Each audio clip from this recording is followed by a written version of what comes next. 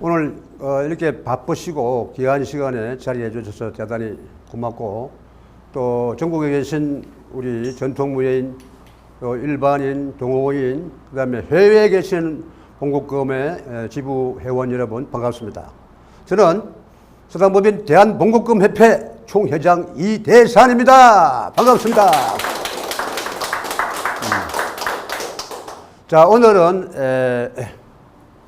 민족정기 화랑봉국금의 발전사라는 제목을 가지고 약 1시간 동안 강의를 하겠습니다. 끝까지 경청해 주셔서 우리의 화랑봉국금이 얼마나 중요하고 이 시대에 우리 민족무예로서의 문화유산으로서의 가치가 얼마나 귀중한지 여러분들이 잘 들으시고 이 봉국금 발전에 또 많은 후원과 배려가 있으시길 바라겠습니다. 첫째, 한민족 상고사와 함께한 우리 무예. 지금 우리나라 무예가 맥을 잇고 일제강점기 이후에 우리 5천년 아니 1만 년 역사와 함께 내려온 우리의 고유한 무예가 일제강점기 때문에 그 맥을 잇고 왜곡되고 일본의 사무라이 무예, 일본의 무예가 지금 국가에서 지원받고 대한체육회에 감명되어 가지고 국민들이 배우고 있는데, 그건 제가 볼 때는 그건 외국의 무예입니다. 그들이 전통이라고 해서는 안 된다는 말이죠. 그러나 우리한테는 이렇게 유구한 역사와 함께 민족 문화유산과 함께 이어온 호국의 무예 민족정기 봉국금이 있습니다. 이걸 우리 국민들이 알아야 됩니다. 자, 왜 그렇게 중요하냐? 우리 무예는, 우리 호국무예는 우리 민족의 역사와 함께 같이 발전해 왔습니다. 나라를 지키기 위해서 호국의 무예로서 외침을, 중국의 외침, 일본의 외침을 방어하고 막고 하기 위해서 그 우리 선조들이 피를 흘리면서 목숨을 바치면서 이 무예로서 지키고 왔기 때문에 그래서 중요한 겁니다. 그래서 우리나라는 원래 역사를 거슬러 올라가면요, 1만 년, 1만 년. 정확하게 말하면 9217년이에요. 그러니까 누구도 부정해서는 안 된다, 그죠. 일제시대 때 일본 친일 학자 이만희 시류 역사학자가 이 역사를 완전히 바꿔놨어요. 우리 민족의 역사를 다 잘라가지고 아주 약소한 민족, 맨날 그 외침만 받는 민족으로 이렇게 역사를 바꿔놨는데, 실제 우리 여기서는 이렇게 한국의 나라가 BC 7199년, 배달국이 BC 3897년, 고조선은 2333년, 이렇게 우리 지금 상고사에서 이 고조선 역사는 이제 역사적인 입증이 됐습니다. 그런데 이 배달국이나 한당국은 역사적인 입증이 안 됐지만, 지금 중요한 한당국이 기록에 보면은 이렇게 중요한 역사가 기록됐어요. 이게 일제사학자 이병도의 제자들이 지금도 아주 역사학자들이 학교 교단에서 가르치고 있는데, 그분들이 그렇게 일본 역사를 배웠기 때문에 이걸 부정한다, 이 부정. 이걸 부정 안 하면 자기들 그게 가짜가 되니까요. 그러나 이제 앞으로는 우리 역사를 다 찾아 바꿔야 됩니다. 이게 9111년 계연수라는 사람이 고려말 행촌 이하미 지수란 장군세기, 신라시대 편찬한 안함루가 쓴 삼성기, 조선 중종 때 편찬한 태백일사, 고려말에 써진 북부여기 등을 한글의 책으로 만들었어요. 이게 바로 한당곡인데, 이 역사를 책으로 만들었지만 지금 그 책이 왜 이게 정사냐, 왜 맞느냐 하면은 조선시대 조정에서 옛날에 고서를 수집해가지고 다 모아 가져오느라 했는데 그 모은 책이 200권이에요, 200권. 이 고서가. 그 속에 이게 다 들었어요, 이 책들이. 조선 중기까지 이런 책이 그대로 존재했다. 근데 왜 그 책들이 어디 갔느냐? 바로 일제강점기 일본인들이 우리나라를 침략해가지고 다 수거해 가져가서 지금 일부는 불태워 없어지고 일부는 황실에, 일본 황실, 천황 황실에 보관되어 있어요. 지금 몇 개가 있다고, 거기에. 역사가 중요한 것이 한민족 상고사와 함께한 우리 무예. 우리 상고사를 보면은 정말 우리 손자들이, 조상들이 외침을, 중국의 외침을 막기 위해서 싸웠던 그런 기록들이 다 나오는데 이 상고사와 함께 우리 무예가 역사와 같이 내려왔다 이 말입니다. 삼성기에 보면은 이 바네르산 아래 한인시의 나라가 있는데 그 땅의 넓이는 남북 5만리, 동서 2만리 된다. 어마어마. 남북의 5만리. 강력이. 동서가 2만리야, 2만리. 이 나라 이름이 뭐냐? 황국이에요, 황국. 청해의 동쪽 땅이며 바네르의 나라란다. 청해는 고려시대 북해라고 하는데 북해는 바로 바이칼 호수예요. 12연방국을 건드렸다. 바이칼 호수에서부터 바네르산 아래에서 우리 민족이 처음 거기서 나라를 세웠어요. 그게 황국입니다. 쉽게 말하면 환이라는 말은 지금 시대에 말하면 한이에요. 한하고 똑같은 말입니다. 환이란 말이. 그 당시에 그 표현을 환이라 했지만 이건 한이라고 해도 맞다고 그랬어요. 왜 한당국을 썼던 명지대 교수였던 그 임성국 씨가 이걸 환을 한으로 읽어야 된다 그랬어요. 그럼 한이 뭐냐? 하나님의 한이에요. 하나님이 세운 나라, 천자의 나라, 우리 대한민국이에요. 그게 뿌리, 우리 뿌리라고. 치우는 누구냐? 치우. 배달국의 14대입니다. 14대 천왕인데 이분이 검해지조예요. 이분이 뭘 했느냐? 우리 요새 역사를 보면은 상고서에 막 나오는 유물들, 고분의 유물 막 나오잖아요. 그게 비파형 동금의 분포도가 나온 게 어마어마해. 저 중국의 절반 반 넘어가고 남쪽으로 내려오면서 저 양장을 내려오고 우리 한반도 일본까지 그 비파형 동금이 어마어마한 강력에서 그 고분에서 나왔어요. 그러고 보면 그 우리 배달국의 14대니까 치우니까 배달국의 강력이 어마어마하게 넓었다. 그 임금이 치우예요, 치우. 그 치우가 이제 중국의 황제하고 이제 항상 붙었는데 이 치우가 총동금을 개발해가지고 전쟁에 일어나면서 싸우면서 물어쳤어요. 근데 어떤 전장이 일어나면은 그 시대에 어떤 새로운 병기가 개발되면 그걸로 승리합니다. 그래서 이제 이 청동검을 개발해가지고 칼로 만들어서 싸워서 이겼다.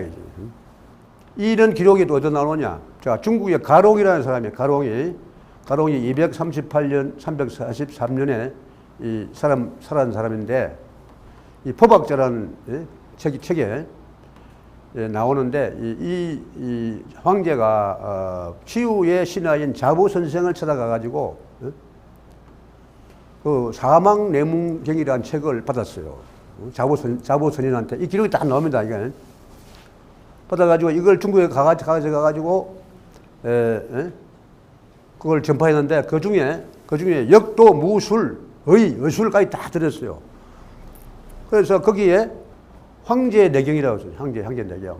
이거 지금 오늘날 지금도 동양의 한의학계에서는 한의학의 기초로 지금도 한의학을 쓰고 있어요. 이게 그만큼 중요한 거예요. 이게 이 치우의 자부 선생의 사망내문경이 사망이란 뭐냐? 사망이라는 것은 한인, 한웅, 치우 이 세 사람이 그 당시에는 사망이야. 세 사람이 황제. 이게 사망이라고 해줄 때는 우리가 왕이 아니고 황제라고 썼다 이 황제 그 당시에. 여기서 벌써 입증이 되잖아요. 사망이냐 사망. 왕이 아니라 이 말이에요.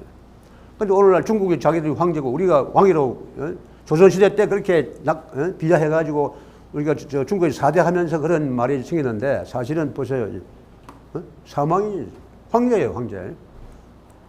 그 다음 쭉 내려와서 이제 고조선이 이제 나가면서 그 역사와 문화와 삼국으로 이제 내려왔는데 삼국에 보면은 고구려 신라 백제가 그 고조선의 문화를 다 이어받았어요. 이어받았기 때문에 이게 그 한당고기 태백일사 35제봉기에 고조선을 건국한 당군 왕검은 소도를 설치해가지고 오상지도로서 육기를 가르쳤다. 오늘날 오상시도랑도 오늘날 뭐 신라의 과장들이 하는 세속 5개, 5가지 그 계율 그걸 말하는 겁니다. 육기를 가르쳤다. 육기가 뭐냐? 육기가 이 소도에서 하던 육기를 아는 사람 혹시 있어요? 그런 사람? 우리 저 정재근 사범 한 명 해보죠.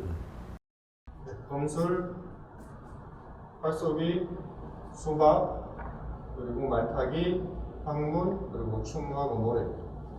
그래서 6가지. 그래, 네.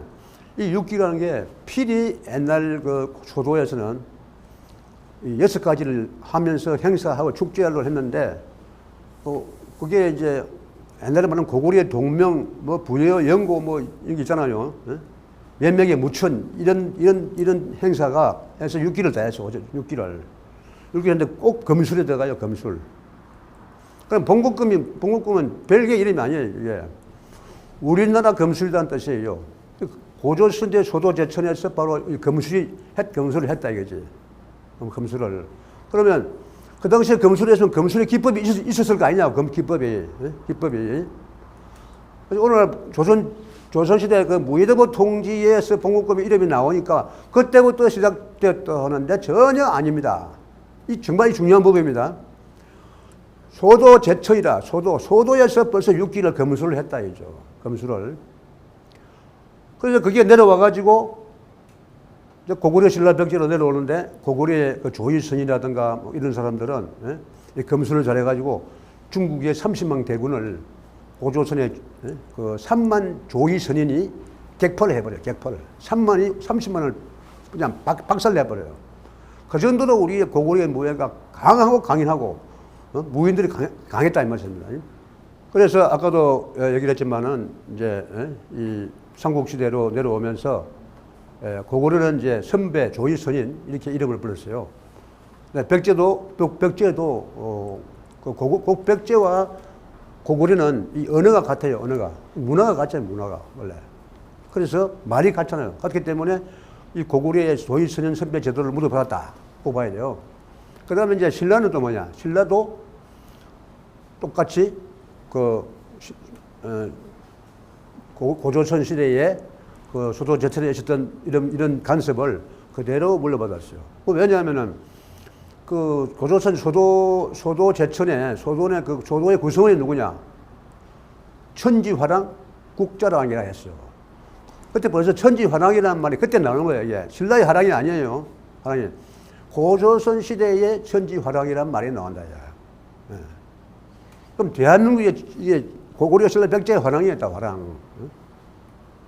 그래서 그걸 바로 이어받은 나라가 신라인데 신라가 화랑도로 하고 북류도 국선도로 이를 불렸어요. 이제 화랑도는 이 길도자가 아니고 그냥 무리도자가 무리. 사람들이 모인 게 화랑이다. 북류도는 이제 우리의 고유한 민족의 선도예요. 선도. 조상들이 이어받은 우리의 그 신선도 수양법 그걸 북류도로 하잖아요. 최치원 선생의 그 난낭이라는 화랑의 비에 써 있는 걸 그대로 썼다, 제치원에 썼단 말입니다. 그 글에 보면 뭐라고 써있냐? 구교, 현묘지도, 왈풍류, 설교지원, 비상선사. 그게, 그 윗뿌리가 우리의 선사에 다 나온다. 이 말입니다. 이게. 이 풍류도가. 근데 국선도도 같은 거예요. 국선도. 국선도도. 신라의 우두머리가 국선이니까 이 국선도로 나온다. 그래서 이제 이렇게 역사가 내려오면서 이런 식으로 발전을 해오고 우리 전통무예가 기술적으로 발전을 그대로 해왔다. 그 다음에 이제 고려시대는 또 고려시대의 호국무예 활동, 고려시대도 우리는 전통무예가 활동을 많이 했어요. 우리가 모르는 일도 지금 역사를 다 찾아봐야 되지만 모르는 부분도 많아요. 고려시대는 산무사라는 게 있는데 산무사가 뭐냐? 특정한 규율에 의한 군대에서 훈련하는 병사가 아니고 이 산무사는 흩어져 가지고 개인이 생활을 하면서 생활하다가 전쟁이 일어나면 그 사무소가 딱 모여가지고 그냥 전장에 나갔다고요.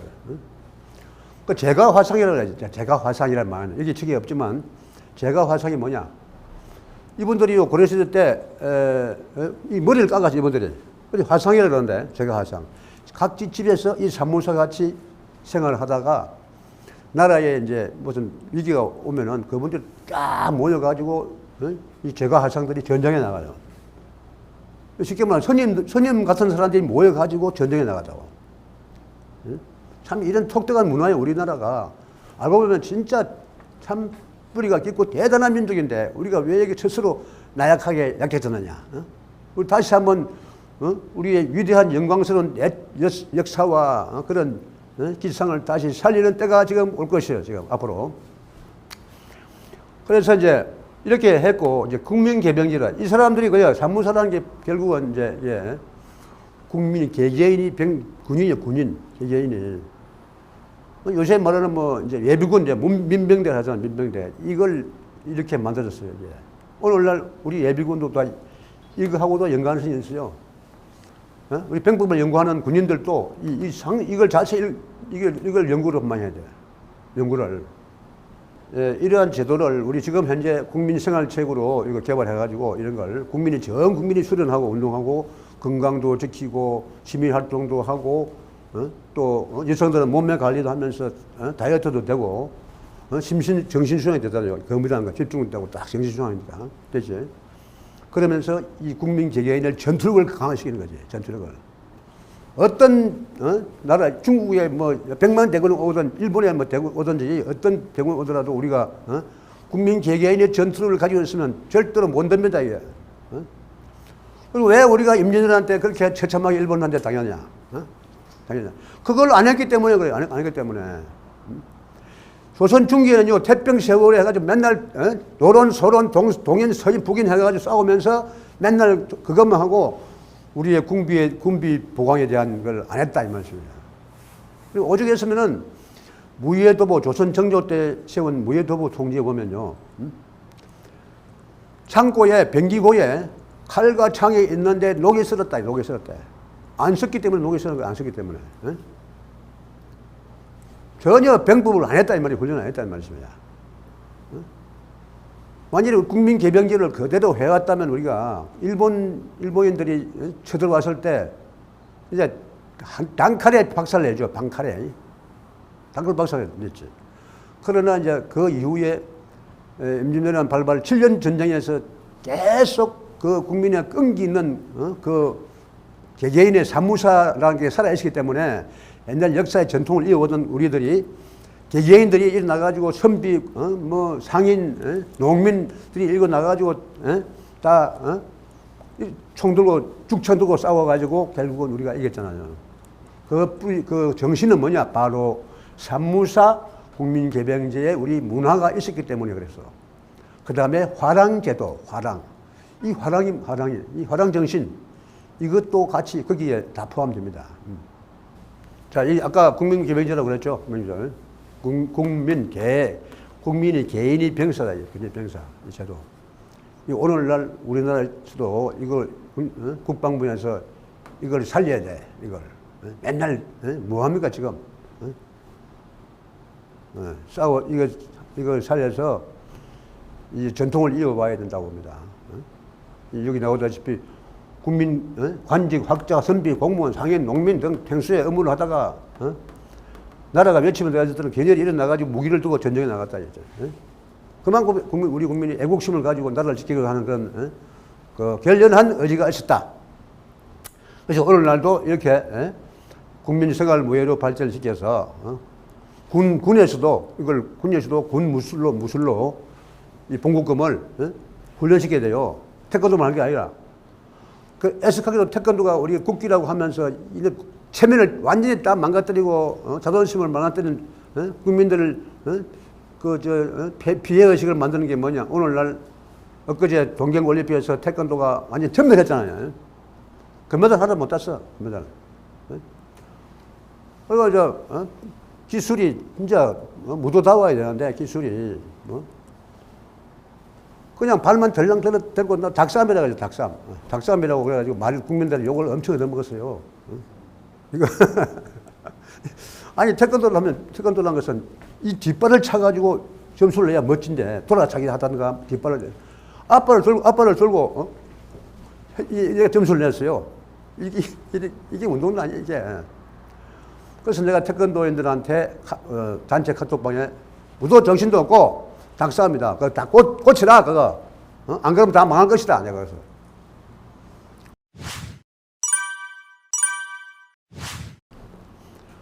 자, 고려 도경에 기록된 도필. 도필이라는 게 도필. 오늘날, 어떤 사람은 그러잖아요. 검도는, 검술은 일본이 주인이다. 일본이. 그러잖아요. 요새. 그러나 사실 아닙니다. 검은, 아까 말했습니다만, 치유가 검을 개발했고, 청동부터 해가지고, 우리 고구려 신라 백제 사람들은 얼마나 검술을 잘했냐, 이게. 그 검 내려오면서 그 기록이 고려 도경에 나오는데, 송나라의 사신 서경이라는 사람이 고려에 와가지고 본 걸 다 적었어요. 그게 고려 도경이다. 그게 바로. 고려 도경에 보면은, 어째요?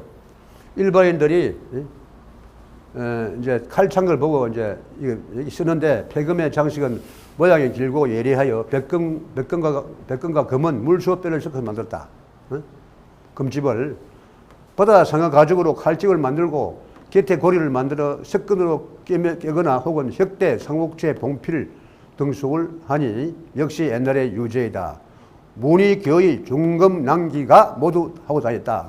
옛날의 유제다. 옛날에부터 이어온 거다. 이거 역시 이어왔다. 이거. 근데 옛날에는 고려시대 때는 이렇게 백금, 물수업뼈 이런 걸 하고 바다상으로 가지고 가죽으로 칼집을 만들고 아주 고급스럽게, 아주 고급스럽게 했어요. 칼을 가지고 어떤 칼 지장으로 신분의 상징을 나타냈다. 신분을. 그리고 도피를 차고 다녔다. 도피를. 그래서 고려시대 때도 이렇게 우리 민족이 검을 숭상하고 검을 차고 다녔다 이 말씀이에요.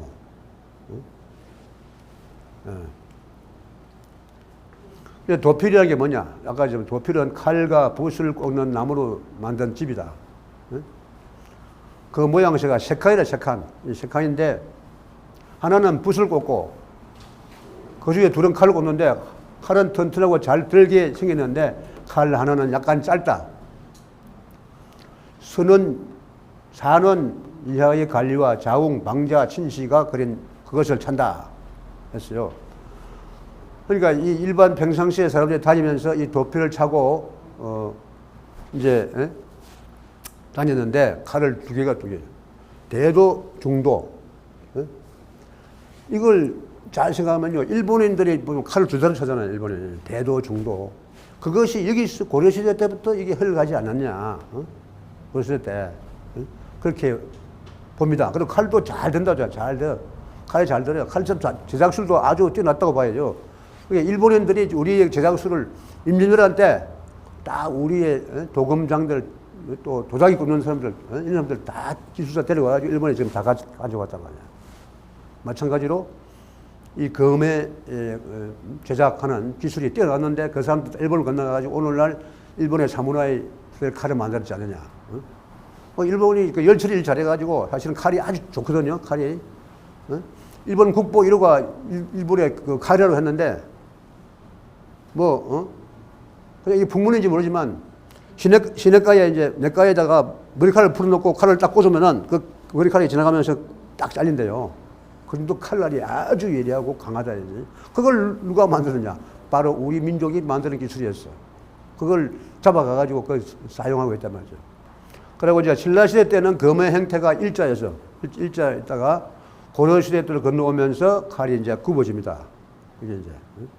자, 이거는 이제 항교의 무예제보라는 말입니다. 항교가 누구냐? 항교는 임진왜란 때, 임진왜란 훈련 도감의 훈국랑이에요. 훈국랑. 이거 이제 이 무예제보라는 것은 중국의 척계강의 기호신서, 창패, 선곤, 파건도, 조선세법을 이뤄줬다. 이 조선세법이 여기에 바로 기호신서에 나와요. 이게 우리 걸 가져가가지고 중국의 척계강 장군이 장군이 만드는 책에 이 나옵니다. 우리 검술이. 이게 봉국검이에요. 봉국검. 조선세법에. 자, 무예제보는 뭐냐, 보세요. 선조 31년에 곤봉, 덩패, 낭선, 장창, 장팡, 쌍수도를 기록했어요, 이게. 6기를 기록했는데, 이걸 훈련도 가면서, 이제 사용을 하고, 나중에 이제, 우리가, 그 다음에 무예제보 다음에 무예신보, 무예도보 통지를 만드는데 그 뿌리가 돼요, 이게. 이 무예제보가. 자, 사도세자, 이 조선 영도 때 이제 사도세자가 대리청정을 했는데 무예신보를 만들었어요, 무예신보를. 사도세자가. 만들었는데, 기본이 있는 12가지에다가, 6개에다가 12가지를 더해가지고 18가지를 수록했어요. 그게 바로 이게 기창, 주창, 교전, 봉국검, 여기 봉국검이 나오잖아요. 제도검, 월도, 협도, 쌍검, 범법, 평곤, 이렇게 기록이 나오는데, 어떤 사람은, 어떤 단체는 중국의 18기를 하던 사람들이 이걸 가지고 조선의 18기다. 이렇게 말하는 사람들이 있는데 내가 볼 때는 그 문제가 많다고 봅니다. 이거 중국의 18기는 18가지 병기를 가지고 한다 해서 18기. 근데 여기 18반은 뭐냐? 기창해도 이게 다 다릅니다. 이게 견법에 이게. 이게 의미가 달라요. 의미가. 그런데 이걸 갖다 붙여가지고 그렇게 뭐 얘기를 했다는 것은 좀 문제가 있고,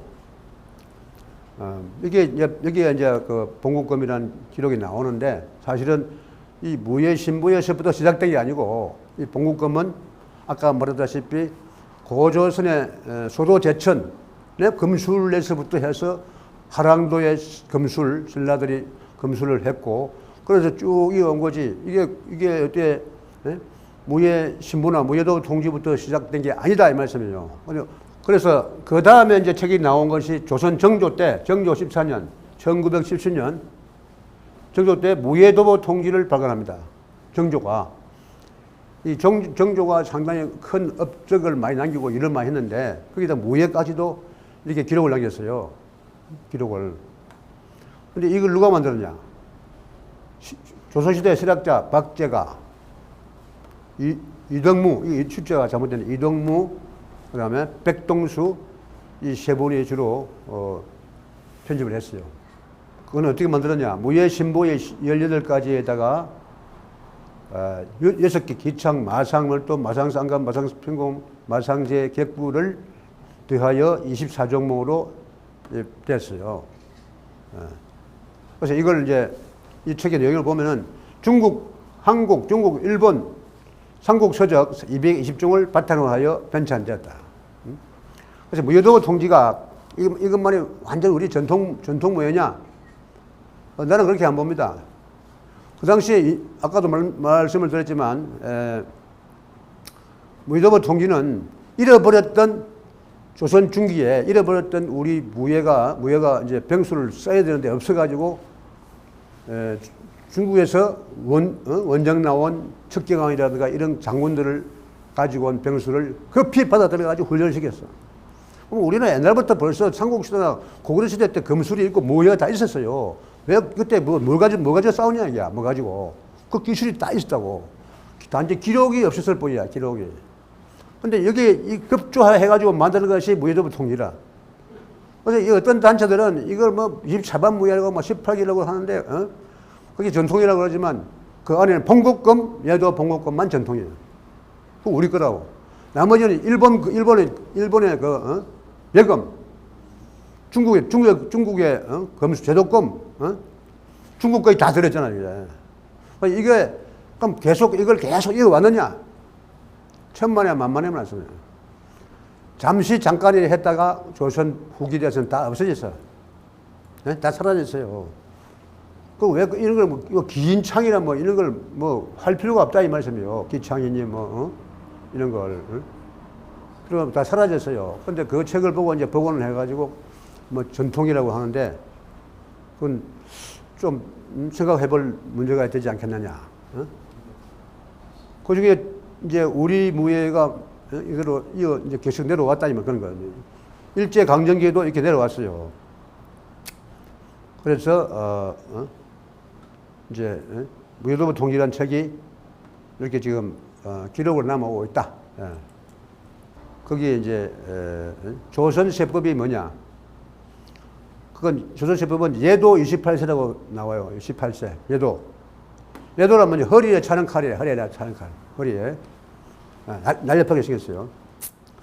근데 거기에 예도가 들어있고 이건 이제 이게 뭐냐면 중국의 무비지에 중국의 모원이라는 장수가 쓴 책이 있는데 그게 무비지입니다. 무비지 안에 조선세법이라고 기록되어 있는데 그게 예도 24세 24가지였는데 무예도부 통지를 다시 쓸 때 가져와 쓸 때 4개를 더 기술을 넣어가지고 28세가 됐어. 예도 28세. 예도라는 것은 조선세법이라고 하는데 이게 동양 삼국의 중국, 일본, 한국의 검술의 뿌리입니다. 이게 이거 우리 거야, 이게 우리 거야. 중국에서도 가져가서 썼다고 이게 무비지에 이거 나옵니다. 중국에서도 자기들도 검술을 잊어버렸대. 가지고 무비지에서 우리 조선세법을 가져가지고 거기다 실록했어. 자기들이. 그럼 검술을 중국이 배워갔다는 얘기예요. 중국이 역으로. 그래서 검술은 동양 삼국의 뿌리가 예도예요. 근데 일본의 거합도라든가 일본의 검술을 보면 이 예도가 나와요. 우리 예도가, 우리나라 거. 자세가 보면 이 조천세, 뭐 지금 대적식 나오는데 그게 딱 일본 검술에도 나와요. 나오는데 이 좀 복잡한 건 딱 빼버리고 전투에 필요한 동작만 넣었어.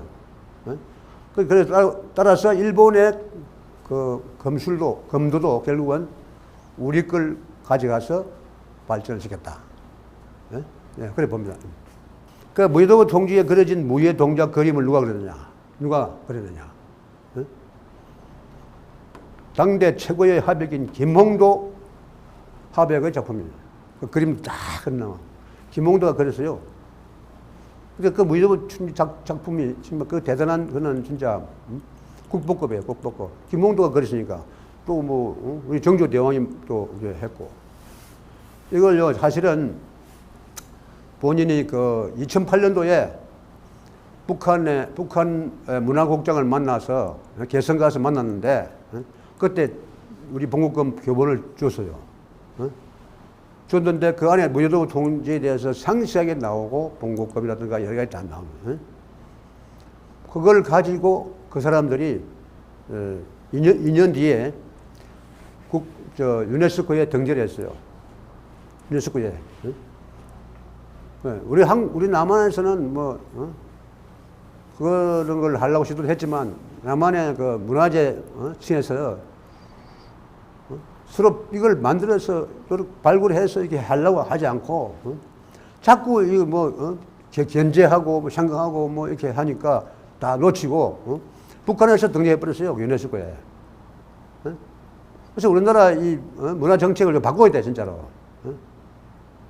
너무 까다롭고 찾아서 우리 귀한 보물을 찾아가지고 이렇게 해야 되는데 이 무형문화유산만큼은 이게 또 사람들이 많다 보니까 그런 건 모르지만 진짜가 누군가, 과연 보물이 뭔가 그걸 잘 가려서 그걸 살려야 돼요. 국가가 그걸 만들어야 돼. 발전을 시켜야 돼.